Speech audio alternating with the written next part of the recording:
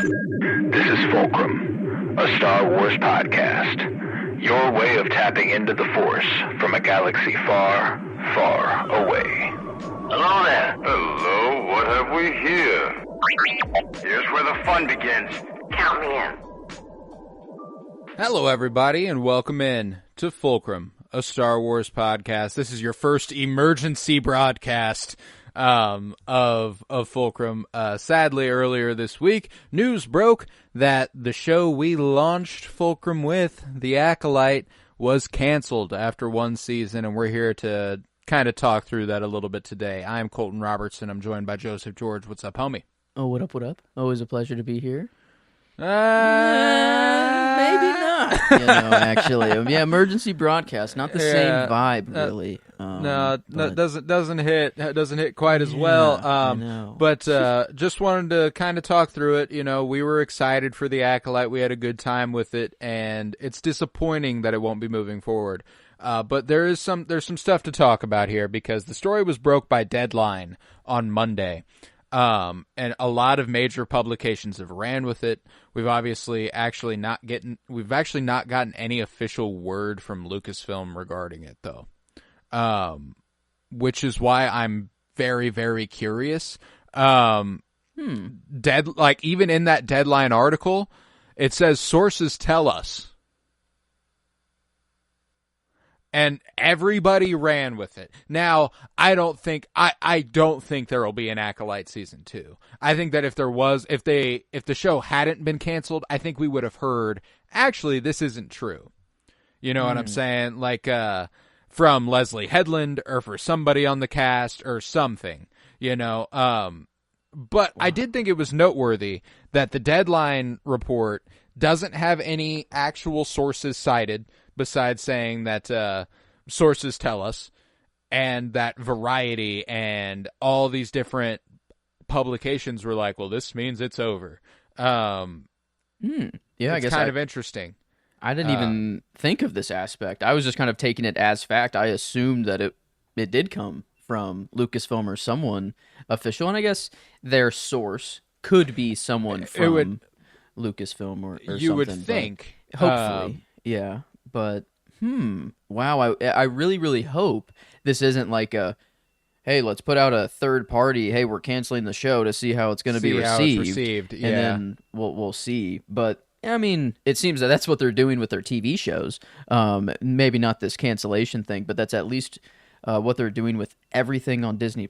If it does not come out and bang immediately, and have zero controversy behind it whatsoever. That's the thing, man. Like, that's what pisses me off. It would be an ugly precedent to set. It pisses me off that so many dweebs would feel like they won, in some capacity, you know. Because the thing is that this did come out and bang. There still isn't a Disney Plus series that has matched the viewership this had. Merch, there were merch that was selling out. It was all anybody talked about for 7 weeks. It felt like online, you know, like the traffic it was pulling in was immense. So what really bothers me is that, you know, if they are adhering to the whims of the bigots who were like, oh, well, it was a show ran by a gay woman, and there are black people and Asian people in it. There's no white people. What's going on here? Oh my God, I feel so oppressed. I'm such a baby. I'm such a loser. Like, if that's who we're listening to, what happened to the old, you know, no publicity is bad publicity adage? You know? Like, if what you're trying to avoid is quote-unquote bad publicity from fucking losers, like, what are we doing? So that's what, like, what I am confident in, regardless, is that this did start something incredibly interesting. Star Wars Celebration Japan is coming next year in 2025. One of the headlining acts that they're like, he's going to be there, is Manny Jacinto. They're like, Manny Jacinto is going to be at Star Wars Celebration. So that's either going to be hella fucking awkward or they have something else in store. Ooh, yeah. I mean, you sent me a picture of I don't know what conference or whatever this was, keynote, but of all the shows in the Yeah. background, and then how either on hold, sold off, canceled, Willow wiped from existence, and Yeah. and all of the things they're doing. So it's like whatever we see at this next celebration and whatever they announce, can we really even No. like No, we we can't can't even count accept on it. anything. Yeah, No, it's that's the thing is that that's why whenever they announce Star Wars things, it's fucking folly. There's no I do not believe in the slightest I'm going to get any of it. Like unless it's set during Mandalorian, I'm not going to get it. You know what I'm saying? Unless it is Dave Filoni and Jon Favreau, I'm not going to get it.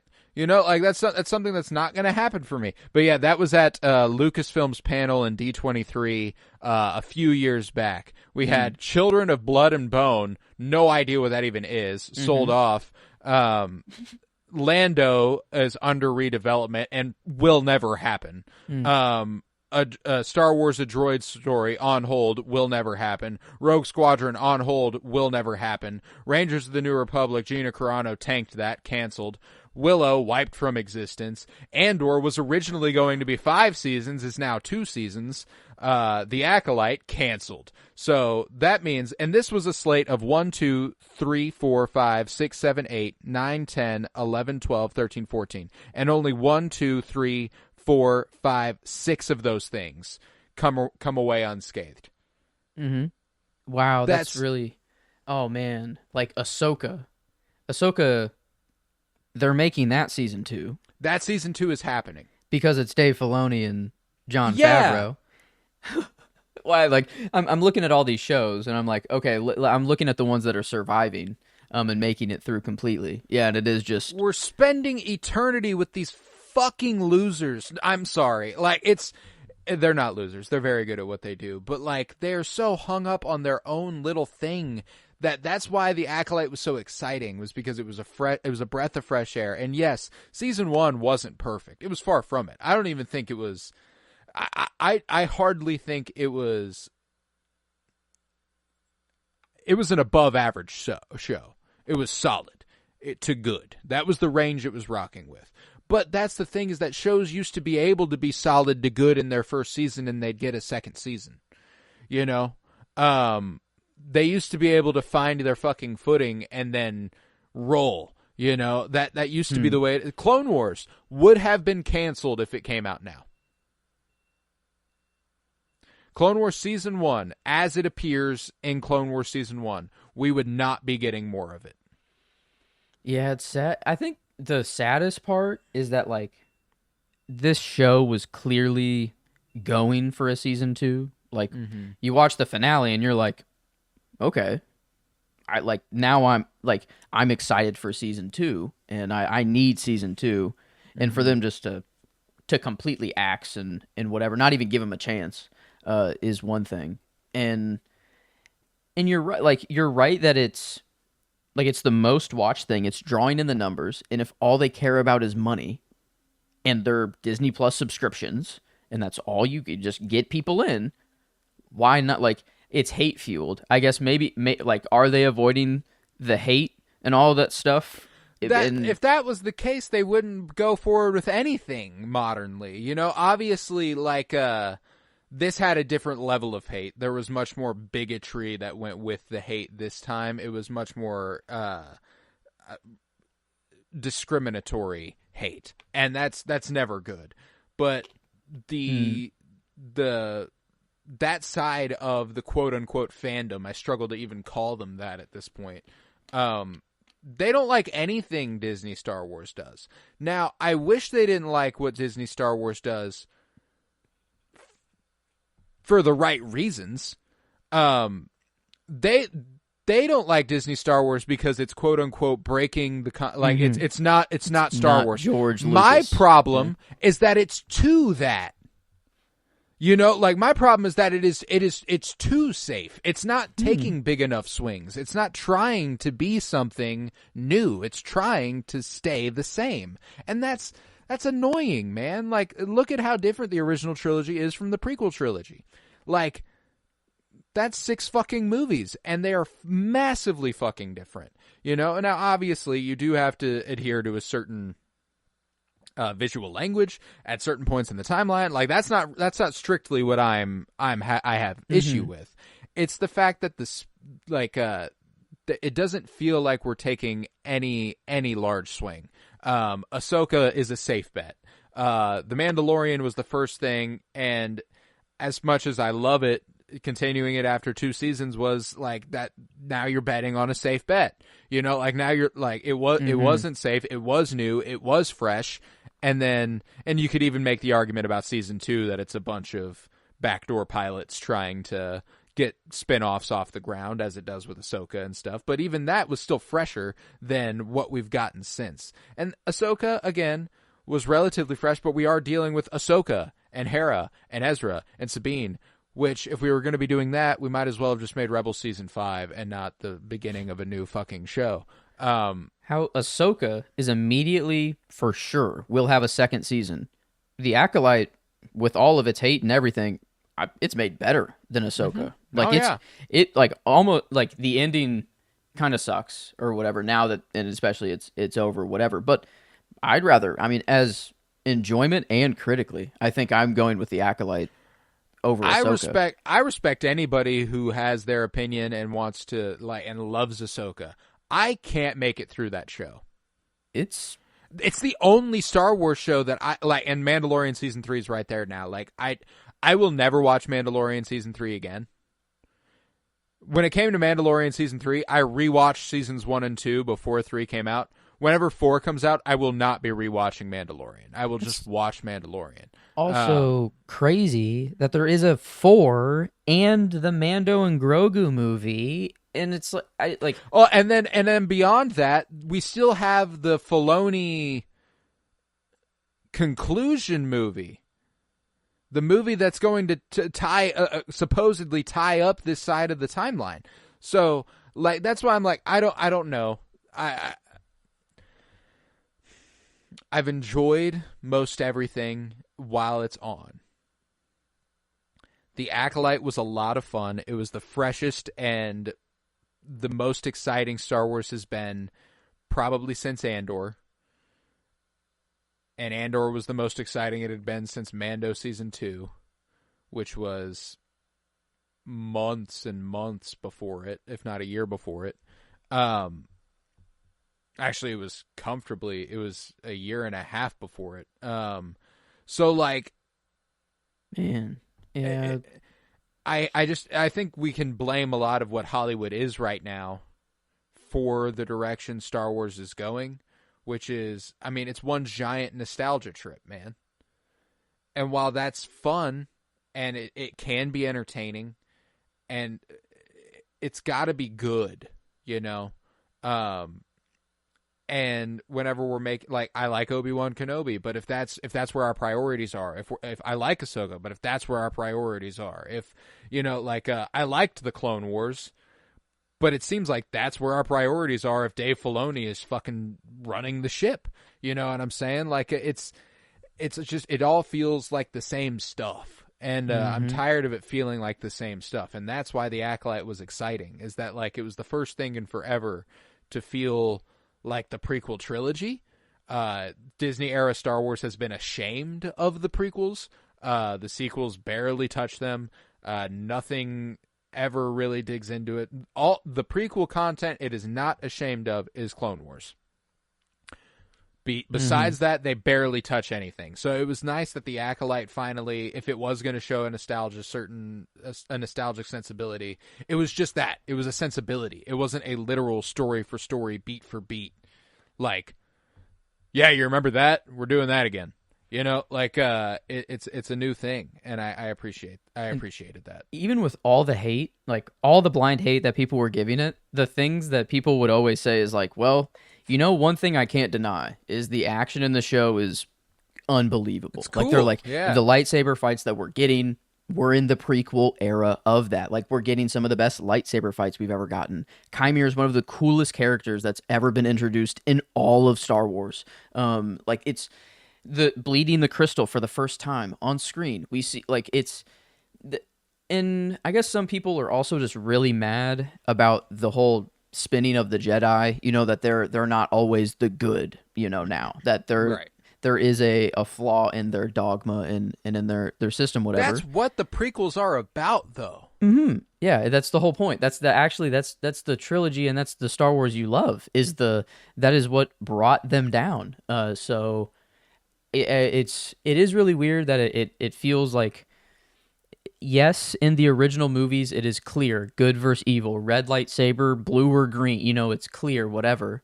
But the whole point of why it's good, and we can dive into the universe, is all of these politics and all of the intricacies of the fall and all of it. It's not just the surface level story that I don't know, good versus evil. That's not good enough for a TV show, really. Like, you need to have more. And this was, I mean, a really cool blend of a lot of different genres in Star Wars, and maybe the May storyline could have been a little bit better. The ending could have been a little bit different. Some things could have been made a little clearer. Sure, the show could have been polished up a little bit and edited, I think just ordered differently as well. But Ahsoka, I feel like, has just more glaring critical flaws. It's boring to look at. The action that we get is just like, okay, like that looks like it, I don't know, belongs in an animated show, and it only would work in an animation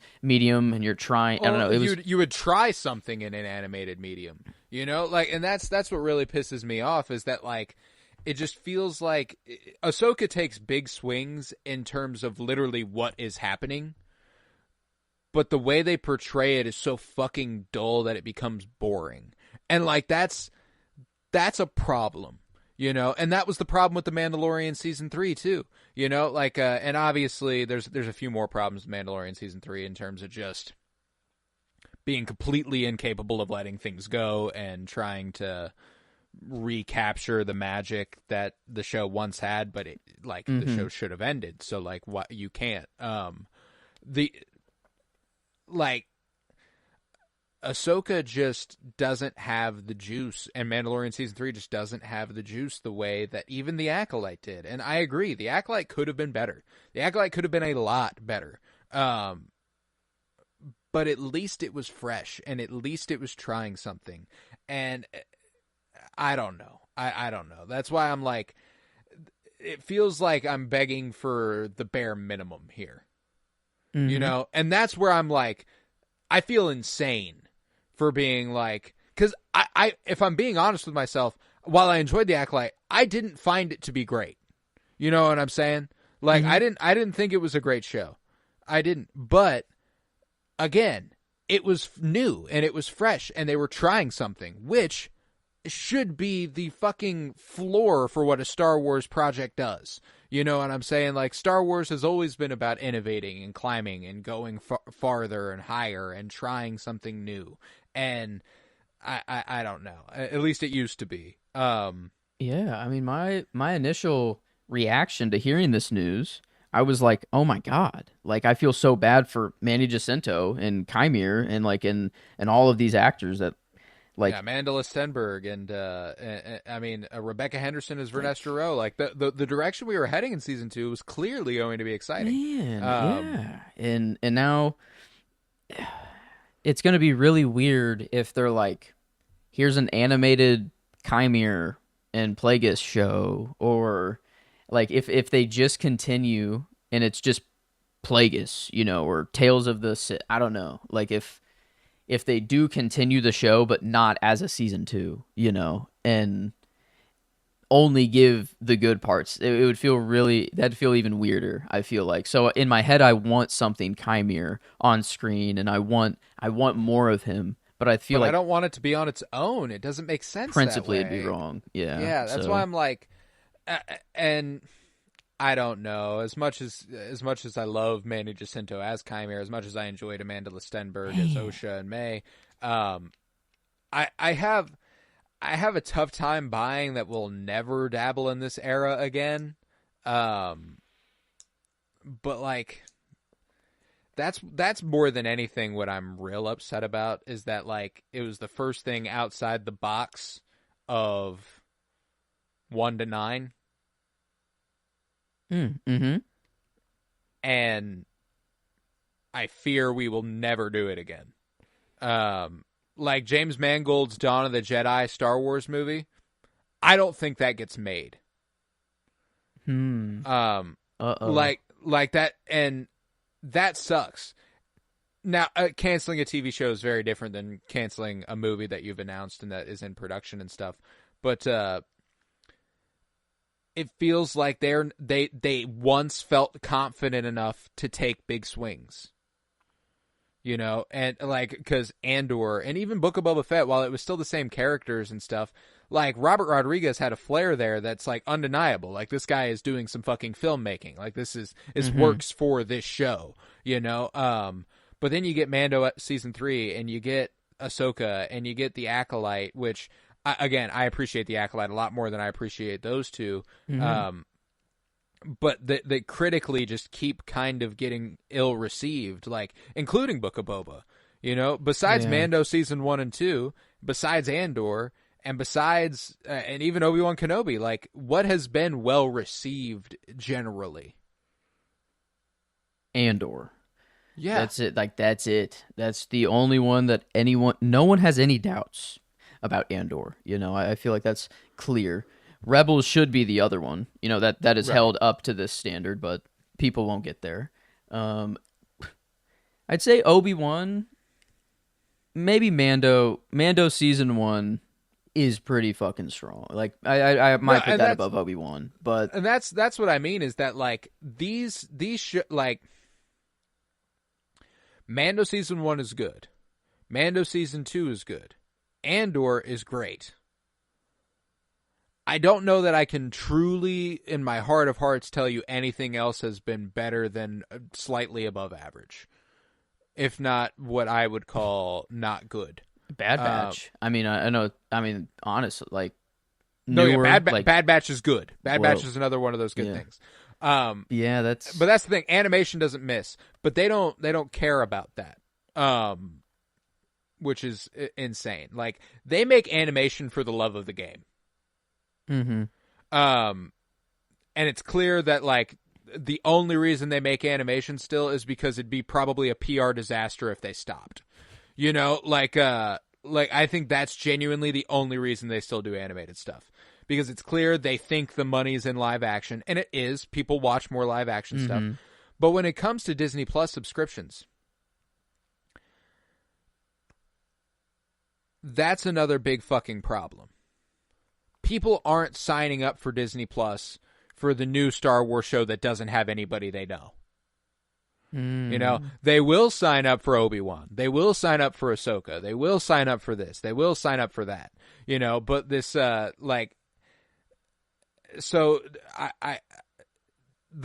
Disney Plus of it all, I think, really is where our problems begin. It's the root. Yeah, it's like that's their main goal, instead of just making the thing good at first. And like they hit gold with Andor, you know, like they struck gold and it just happened to work both ways. But you can't, I guess Andor not even really that recognizable, actually. It's like you're taking a character from Rogue One. They took a big swing, like with Andor, honestly. Like that's well, and that's the thing, is that Andor is the only thing that's a critical darling for them. Like that got Emmy nominations, and I mean Mandalorian did in its first season or two, but Andor was every category it could be nominated in, it was getting nominated in. That did not pull in Disney Plus subscriptions. That was not a popular show. Yeah. Wow. Yeah, I don't.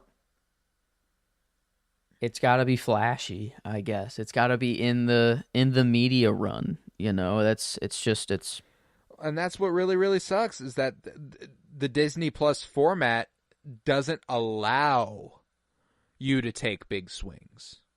If that's where you're concerned about money, is pulling in $10 a month subscriptions, it can't be about new things. You got to be the thing that is flashy and grabs. Like, I mean, even Skeleton Crew. While I mean, I'm really excited for it. there's even a nostalgia trip there in that it is clearly playing on 80s kids. That's what it's trying to pull in, is an 80s kid sensibility. Is like that's who we want that's who we want to sign up for subscriptions here. And that's the more cynical way to look at it. I think it looks fun. I think it's going to show us a different aesthetic in Star Wars. But even so, it won't be that different. Ultimately, like, it looks different because we got this suburbia, but we'll be in that suburbia thing for like the first episode. Yeah, and we're in space. You know, we're out there.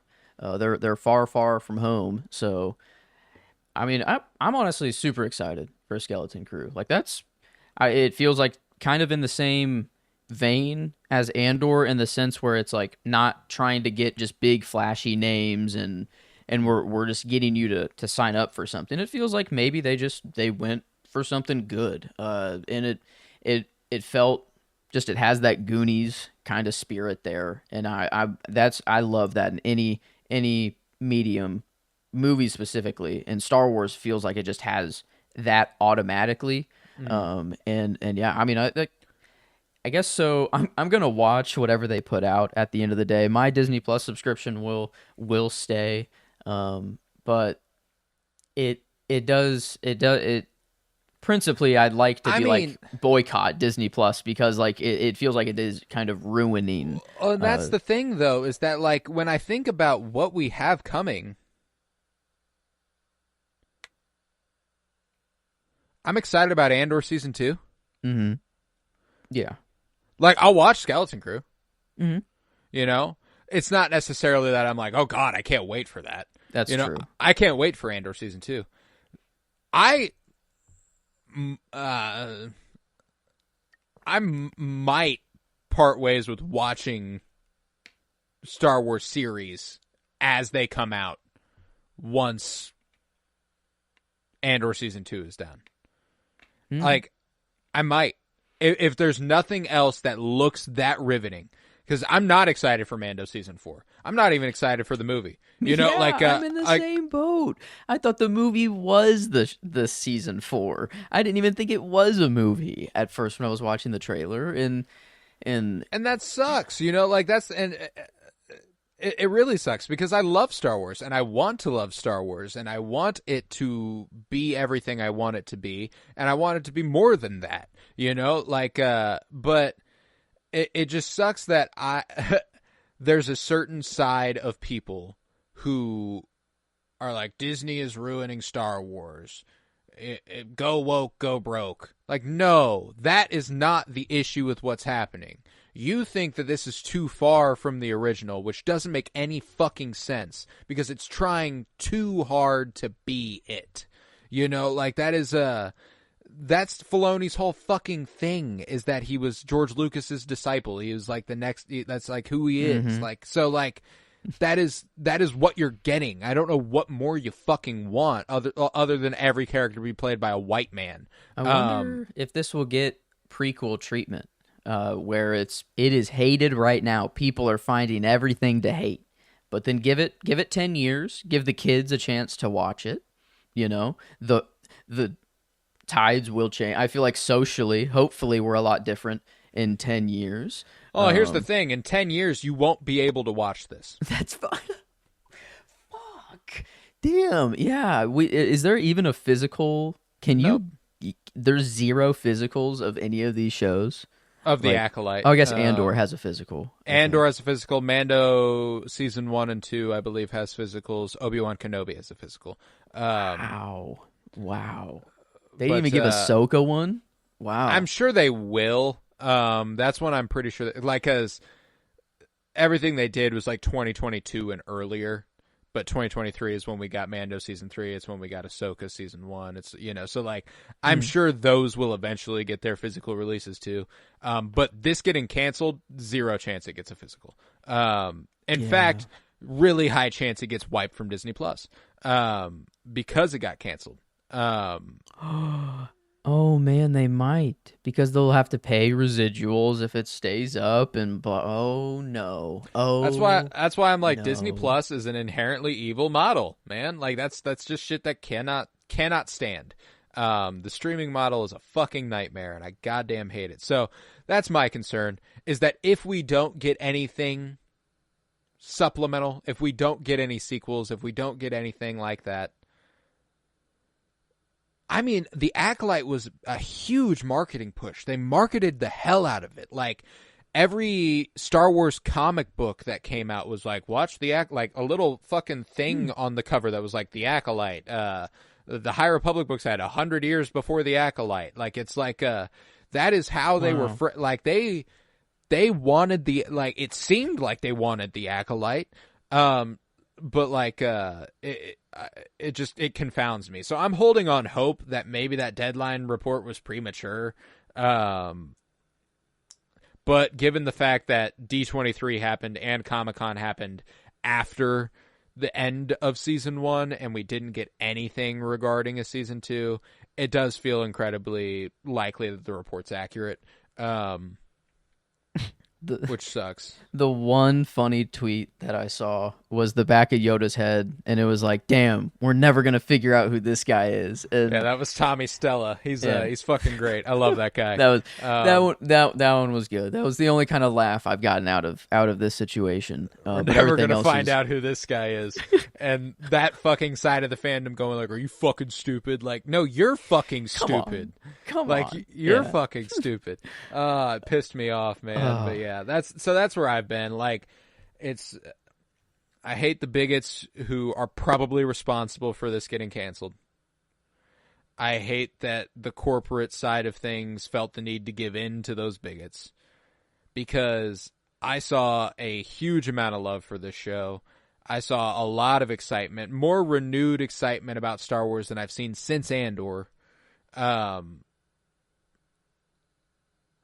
don't know. It was tough to watch. Tough to watch unfold over the last couple days. But hey, man, things happen the way they happen.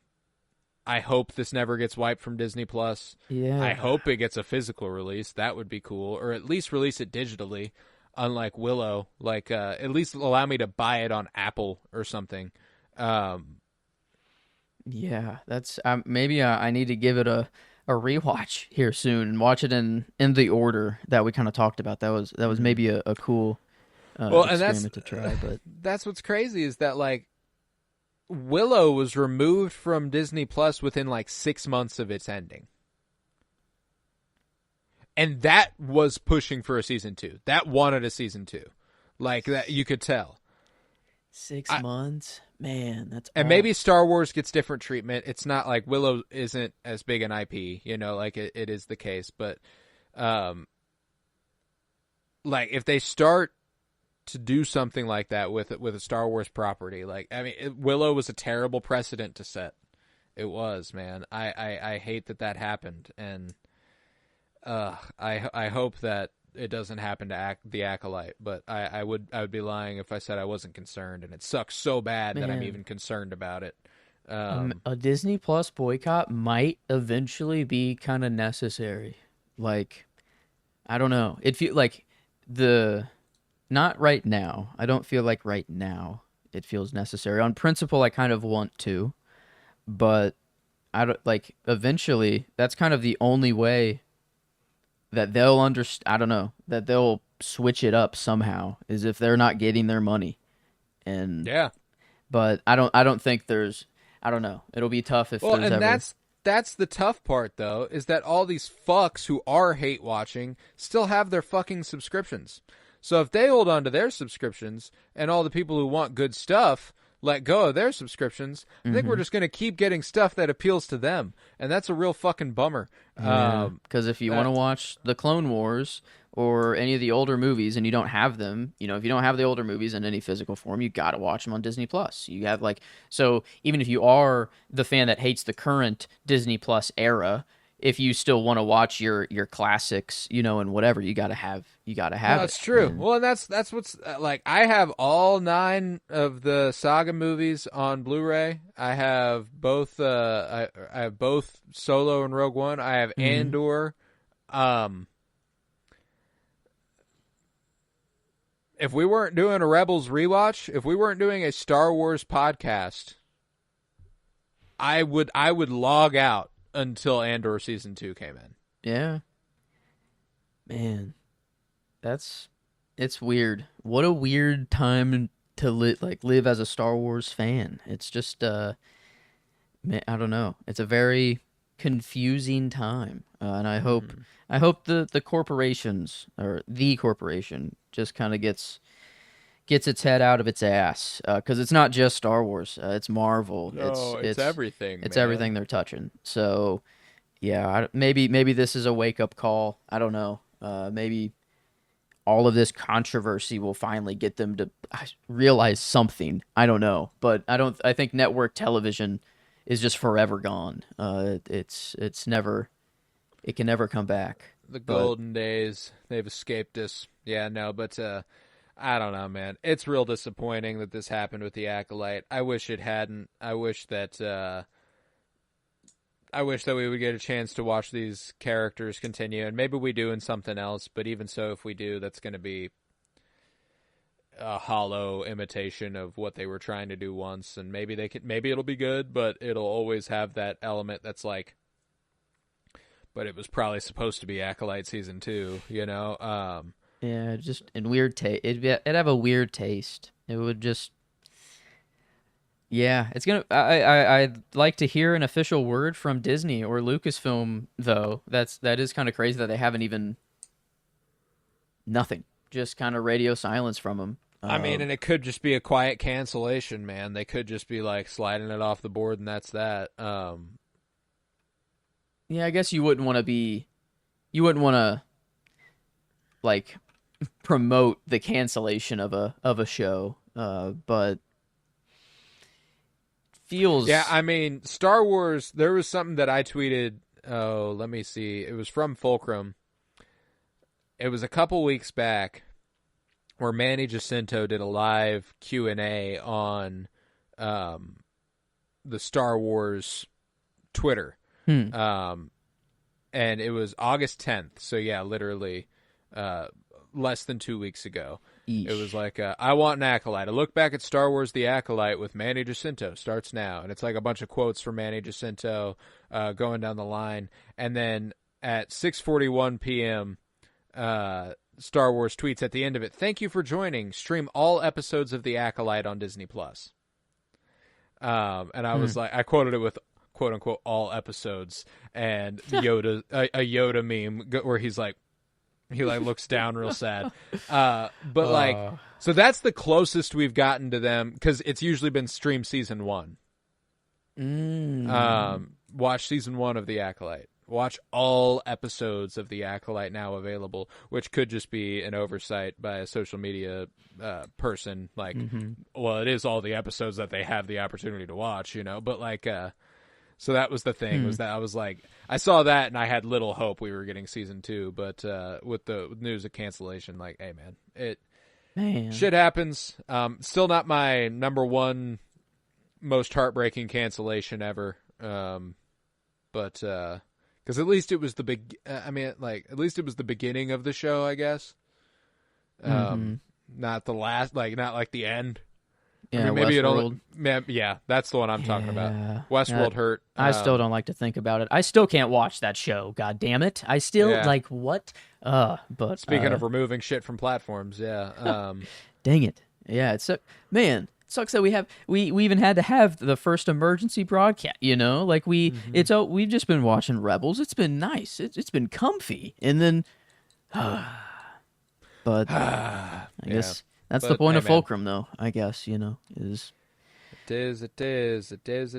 We're here to talk Star Wars, good, bad, and ugly, so it is what it is, and we'll stick with it. We will. I'm not gonna dip anytime soon, because I do love it, and I love me. I'm excited for Skeleton Crew. I think it's going to be fun. I think it's going to be cute.